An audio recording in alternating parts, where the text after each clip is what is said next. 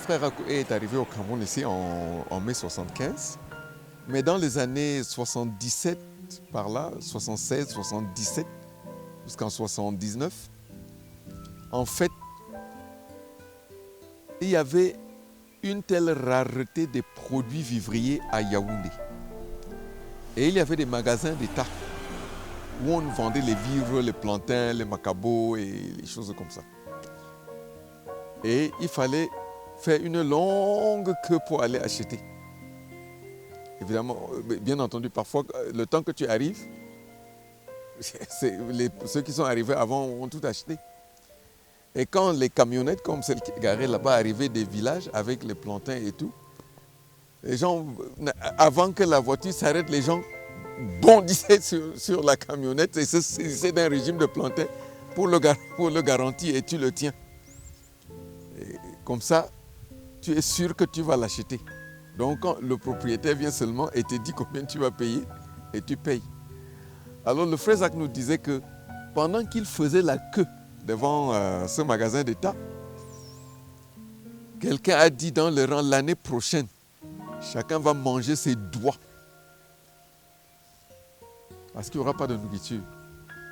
C'est alors là que le Seigneur l'a amené à commencer à démarrer l'intercession jeûnante pour le Cameroun, où on a commencé à jeûner et prier pour le Cameroun chaque mercredi. Prions pour la paix dans la nation, prions pour que l'Éternel bénisse la nation et bénisse l'agriculture et qu'il y ait des vivres et ainsi de suite. Et on priait pour tous les aspects de la vie nationale. Il y avait les bulletins réguliers de prière. Certains de ces bulletins-là sont encore disponibles aujourd'hui. Et donc, c'est ainsi qu'on a commencé. Ce qui fait que, comme j'ai dit, on travaillait 2 fois dans la journée. On travaillait de 8h à 12h et de 14h30 à 17h30. Et pendant la pause de midi, alors, les frères se retrouvaient dans diverses cellules pour prier. Donc, les gens comme ça qui sont dans ces quartiers, ils vont se retrouver peut-être ici à la maison et ils prient pendant 1 heure pour la nation. Et ça se passait sur tout le territoire, partout où nous avions implanté des églises. Je me rappelle quand nous sommes même allés à Kousséri, parce que nous avons été affectés là-bas en 1984. Dès qu'on est arrivé là-bas, on continuait. On jeûnait tous les mercredis. C'était même d'abord impensable que quelqu'un mange mercredi. C'était impensable. On savait que mercredi, tu dois jeûner. Nous, on est nés là-dedans. Je suis venu, j'ai cru, je suis entré à l'église, j'ai trouvé qu'on jeûnait déjà. Ça, c'était en 1981. C'était essentiel. Et l'Éternel a opéré quelque chose de vraiment étonnant.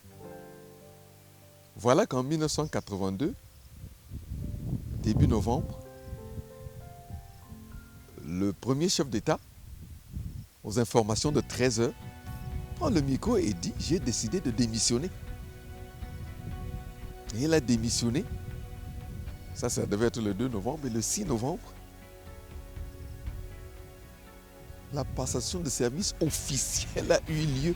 Et le président qui est au pouvoir maintenant a pris sa place. Sans effusion de sang. Ça, c'est la main de Dieu. Nous tous, on sait comment partout en Afrique ça se passe. Mais cette première transition-là avait eu lieu d'une manière paisible. On ne peut que dire que l'Éternel était intervenu pour que ça se passe comme ça.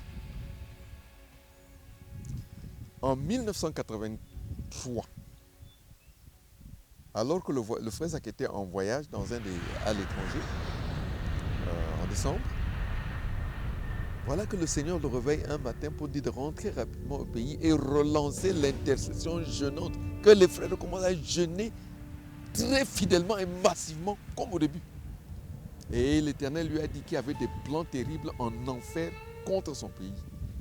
Il est rentré ici au Cameroun et a relancé encore l'intercession jeûnante pour que même ceux qui étaient en train de s'affaiblir recommencent à jeûner fidèlement.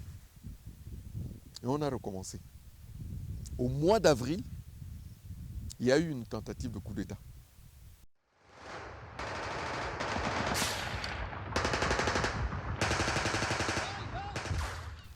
spontanément, puisque les frères avaient l'habitude de se retrouver par cellule pour prier, dans tous les quartiers, on dit, tout naturellement, les frères se sont retrouvés pour prier comme avant.